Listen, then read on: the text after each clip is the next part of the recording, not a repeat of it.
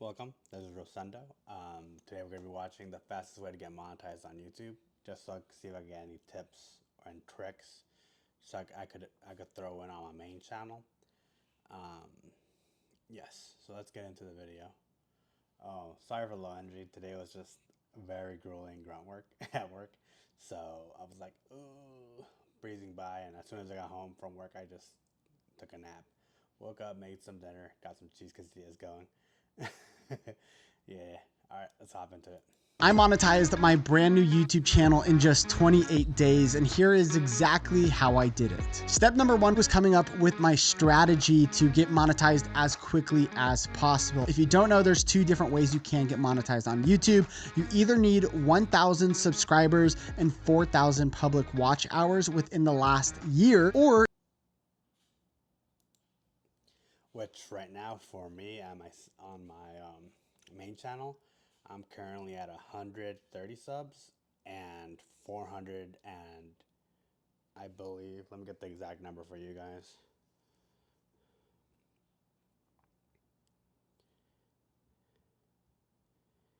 So 130 subscribers currently with 486 hours 486 hours. So over 10% of the hours and 10% over 10% of the sub. So for my first 2 weeks of being at it, it's pretty good. But I've been doing YouTube Reels for the past 2 months, which that's been getting me traction slowly but surely. last year, or you need 1,000 subscribers and 10 million public short.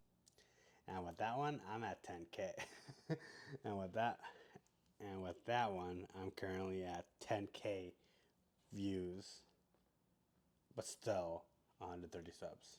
Views in the last 90 days. For me, I just felt really confident that I could get 4,000 watch hours a whole lot easier than 10 million views on shorts. So that's why I decided to go this route. And honestly, the truth is you just need one YouTube video to hit the algorithm, and that can get you 4,000 public watch hours. Now, search is still a very valid option for you to add to your strategy on YouTube. And I recommend a lot of people do that. But for me and my channel, I knew it was going to be more entertaining. And though I could do search, I figured it would take a bit longer if I went that route. I decided to try and go for more of viral YouTube content that could go viral and get a ton of views. Now, step two was choosing the right niche. And this was something I made the mistake of with some of my previous YouTube channels that I don't post on anymore. And a big part of that is I'm just not passionate about the niche that I got myself into. Ultimately, what I was trying to do with my failed YouTube channels was find something that was going to be profitable. And because of that, I didn't have a passion for the topics. With this brand new YouTube channel, I knew that I wanted to be somewhat interested in the actual topic of this channel. And specifically, I went with basketball and the NBA. Now, to be fair, I don't watch a ton of the NBA, but I do love playing basketball. So I understand the lingo. I know what's going to get clicks. I know what's going to be interesting to watch. And I know how to kind of talk like a basketball player would. Now, on the other hand, I also knew that a ton of people watch NBA content. I did some research on YouTube and I saw just how many subscribers the NBA channel has. And I looked at other people in the niche and I saw that they were getting a ton of views. And so I knew there was an opportunity for me to actually jump into this niche and have the possibility of getting a lot of views on my channel. So when picking your niche, you need to make sure it is something that you're somewhat passionate about or know a little bit about, but you also want to make sure that there is an audience for that. Which currently, the main channel's typically like anime goodies. That was the whole reel niche. That's the whole reels I've been doing. Is just opening up Japanese goodies, which come with all this. Let me show you guys. Gotta organize my drawers, but they come with these cards. Little wafer cookies that come with collectible cards for shows and IPs. And if they don't come with cards,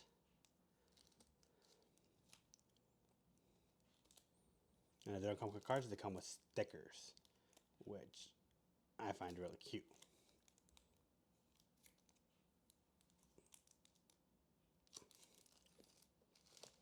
that's what my main channel is riding on right now, on these reels. But with the longer YouTube content, well, with the long form like 5+ minute videos, if it's not unboxing stuff, unboxing products, it's it's ReAct videos, which I've been doing consistently every day now, and a little 1 hour to 2 hour gaming stream.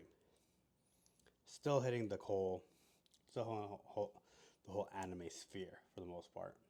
But for the gaming, with the gaming, it's more card games, so that's where I might make a separate channel for my card game content. Um, but I'm testing the waters and see what works, and trying to see what will work.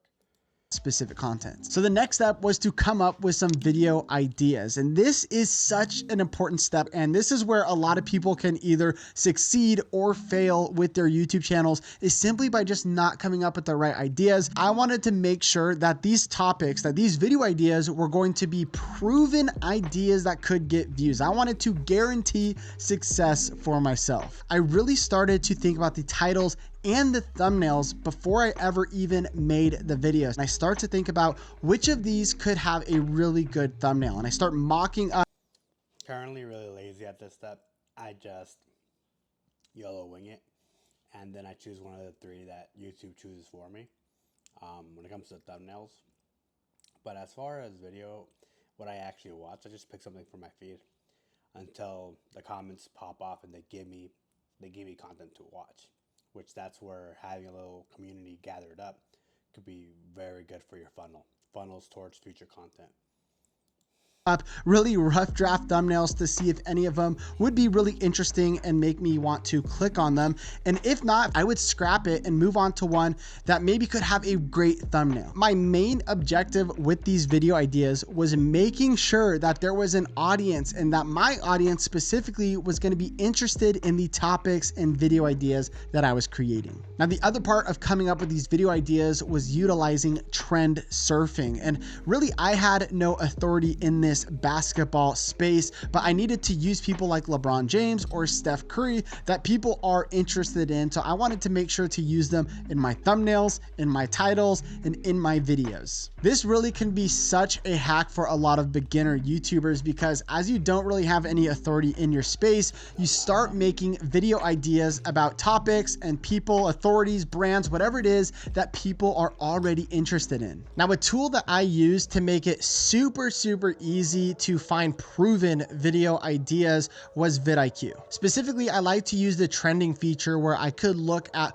what videos on my competitors' channels were trending right now. And now, if it had more views than subscribers, I knew this meant this was a proven video topic. And what's awesome is the sponsor of today's video is vidIQ, and you can get the pro plan for just $1 for the very first month if you go to vidiq.com/think. We're going to have a link in the description, so make sure you check that out. vidIQ literally is a lifesaver. It's going to save you time, and it's going to help you get more views on YouTube. After I had my video ideas, I went to step number 4, which was to start creating the script. Now, for me, there's a few key elements here in the script that I spend a lot of time trying to refine. And the first one is going to be the hook. This is where I spend the most amount of time thinking about how I actually want to open up this video. The main idea here with your hook. Well, I just do the introduction. I just do an intro and just get into it. If I were to do content from 100% from scratch, for sure, I would do way more script work. But right now, it's just very simple, very easy, very laid back. Don't really think too much about the hook in my personal end, but I know I should down the road. And the video IQ stuff seems pretty interesting. I'm probably gonna give that a try next week, just to keep track of what I've been doing this week and look it over the weekend. Because over the weekend is a chance for me to recharge, and actually like think of back to what I want to do with it. Is you want to get right into the content. As soon as someone clicks on your video, you want to satisfy the thing that they actually clicked on, showing what it is that is in the thumbnail, or actually getting into the very first tip or the very first thing of your video is how you want to start, literally at the very first second. Now, some other things that I'm adding into my hook is I'm making sure to tease upcoming moments. So as people are watching my video within the first 30 seconds, I'm showing them some stuff that's going to be coming up later in the video. And this is subconsciously telling them that if I stick around, I'm going to be able to see this really cool thing. After the hook, I just have my main content. I have my talking pieces, and I just go ahead and write that all out and make it as engaging as I can. And then at the very end, the main thing here is I don't want it to sound like I'm ending the video. And I also want to utilize our transition method. And basically the transition method in short is to get someone to click on another video. So at the very end of the video, we are sending someone with the end card to another one of our videos. So we can actually get 2 views instead of just 1 view. Once I script out my video, I move into the record phase. And this is where you're going to shoot your video. Or for me, I actually don't even show my face on the channel at all.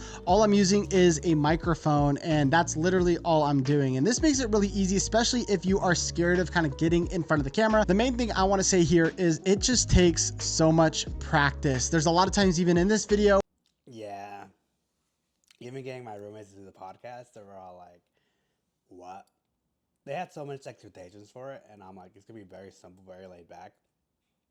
And my friend, one of my roommates was expecting like, oh, for us to react to stuff, do you have stuff lined up? Do you have to do? I'm like, no, it's just going to be us talking. That's it. What you want to do requires more equipment and more setup time, which you said your friend was going to help us out with. And then he's like, oh, yeah, you're right. Nah. But then we did it, and we had a really good time. And I'll put a link to the podcast down in the description below. But obviously, this guy's channel goes first, his video goes second, and then the podcast I'm referring to will go third on the description. I still gotta work on my descriptions.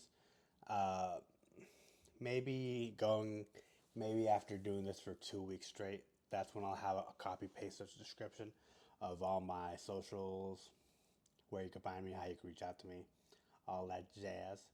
Um, and I'm debating whether I want to. Right now, I'm 100% on YouTube, but I want to know if I want to branch out and also put my content on Facebook and the metaverse and all that jazz. And also Where I had sorry about that, and also double dip into the TikTok, because I'm already making TikToks, but I'm not uploading them on TikTok. Man, sorry guys. This is I typically don't eat and watch videos, but this to is for. stop. Man, I'm sorry again, but I typically don't do this on the main channel. This is just for me, personal growth, and for me just to go back to if I need to reflect on something. And if you get a little bit out of this video, let me know in the comments down below. Right now I'm just walking through it as I'm hearing the content, because it gets me more involved on top of what am I currently doing and what he's saying to do. Stop and regather my thoughts, or I just simply messed up. And so it doesn't come naturally to me, and it might not come naturally to you to be in front of a camera and to talk, but I promise you, the more that you do it, the easier it's going to get. The next Facts. Trust me, I wasn't born naturally. Well, I guess a little bit of a performer, but for the most part, I like being behind the scenes. This is me getting out of that niche and doing more stuff. All right, so let me go ahead and move my camera. Boom.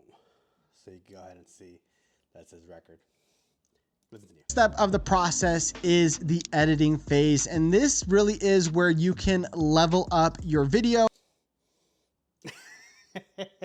I'm laughing because right now I do no editing whatsoever. The only channel that's getting any form of editing is the podcast, just so I make sure it starts and ends properly. Because right now, what setup I currently do, I push start on my computer, head to the scene, let everybody get comfy, and then I start it with a clap. 1, 2, 3, speed. 1, 2, 3. Speed. 1, 2. Then go. And then at the end, I'll say, "See you later, guys." I'll end it, and then I'll cut it off. And then when it's done uploading, I'll go ahead and do the 2 cuts, let it process, and bada boom, podcast is up. But other than that, all my other videos are one take wonders. It's really hard for me to go back and redo content. I just do it once and that's it.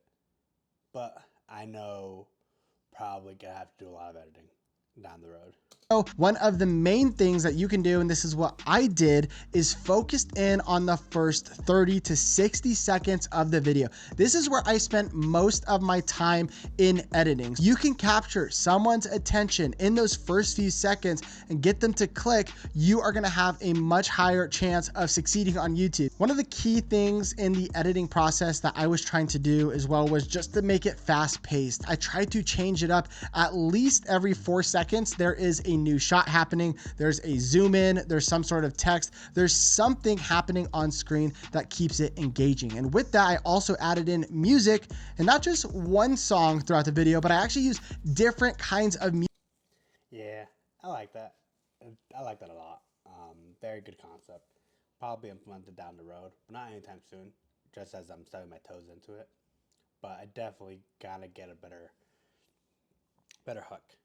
If I do the better hooks, I know they'll stay longer. Music as the video progressed, I thought it was so much better once I finally got in and added in all of the soundtracks. Now, another thing that I wanted to do was delete any of the boring parts out. I tried to put myself in the shoes of the viewer, and I would watch it and I'd actually take notes, because I'd be like, ooh, I feel like this is kind of like slow. They're probably getting bored. That's when you know you need to cut that piece out. The next step of the process is to now optimize and post your YouTube video. Now, when it comes to optimizing it, if you have a brand new channel with 0 subscribers, I still think it's important to utilize tags, to utilize keywords in your description. Really, the more information that you can give YouTube to let them know what this video is about, who it's for, then the better off you're going to be. And I think it will actually speed up the process of YouTube finding the right audience for your videos. Now, for me, I love using vidIQ to just come up with an AI generated description, because it makes it super easy. And then I love to use their copy tags feature. So I'll go find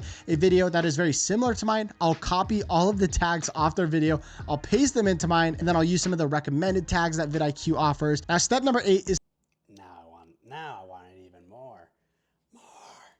to boost engagement. Now, for me, when it came to getting 4,000 watch hours and getting 1,000 subscribers, I actually got 4,000 watch hours way faster than 1,000 subscribers. It took me 13 days from my very first video published to get to 4,000 watch hours. Now, at this time, I wasn't able to monetize my channel because I only had like 300 and something subscribers. So I needed to get more subscribers. And so I started posting more shorts, and this helped me get my 1,000 subscribers super fast. One of my favorite features right now is to use the remix feature, and this allows you to take your long form content and remix it into a YouTube short. So that way you don't have to do any extra editing. You can just find a clippable moment, put it into a short, then you can post that as a short on your channel. And this is going to get you a lot of exposure by going into the short feed. Sometimes it happens right away. You're going to get thousands of views. Sometimes it takes days or weeks. It's pretty unpredictable right now, but this is a feature I definitely recommend using. And this is going to help you get some traction on your channel, especially when you have 0 subscribers, you have 0 views. Using these new YouTube features is a great way to kind of get a jump start on your channel. So for me, it took 28 days to go from 0 subscribers to monetized. And then once I applied for monetization, I could start making money on my YouTube channel. So the next step is to analyze your video and repeat the process. When I talk about analyzing your video's performance specifically, it's looking at the click-through rate. What percentage of people are actually clicking on your video? I was trying to get 5 to 10% click-through rate on my videos. And if it was below that, I was trying to figure out, why is this not resonating with the viewer? Or if it was a good click-through rate, I was trying to figure out why this was such a good thumbnail, title, or topic. Another big thing that I was constantly looking at was the retention graphs. And I was trying to figure out, when are people leaving the video? I was looking at the first 30 seconds, how many people are still watching from 0 to 30 seconds. And I was trying to find those dips or those high points in my video's performance, and really studying why people are leaving, or why people are jumping forward or rewatching something. At the end of the day, the more you post, the more you can see what your audience really wants. You can see what works and what doesn't work. So be patient. Yeah. Posting consistently for the most part on Reels let me know, like, oh, they want. Well, not really, just because I'm getting a very low traction. But I know there's going to be one thing. The one thing that popped off was me just eating some bento chips, and I just put the title as chips. and that shit got 800 views. But I put the title was just chips, and that is it. And then I put chips part two, which is me going in depth into the flavor and stuff, and that got no traction whatsoever. And that's where I'm like, man, maybe uploading more than one reel a day is not worth it because um, you YouTube might only push the first original reel, and then the second reel I post that second day will get no traction whatsoever. So just messing around with it and seeing how it works or not. Patient with yourself. Don't be hard on yourself. And the best thing that you can do is to post videos and don't quit. If I were to boil down everything that I've learned on YouTube and how to actually get views on YouTube, you can click on the screen and watch this video, and I break it all down. And this is exactly This is an hour-long video, so what I might do is make this a personal stream and watch it. And take notes and everything while watching it. Lots of good stuff I learned in this video. Definitely gonna give vidIQ a gander this weekend. It's just Monday, so the week has just started. Um, like it so far. Very good tips. A lot of stuff I want to implement in the future, but not at this moment right now. Um, very good. Let's go. I'd highly recommend this guy. Let's go ahead and call it there, guys. All right, guys. Take it easy. Take care of yourself. Don't work too hard. But if you are, make sure you're grinding. All right. Bye-bye.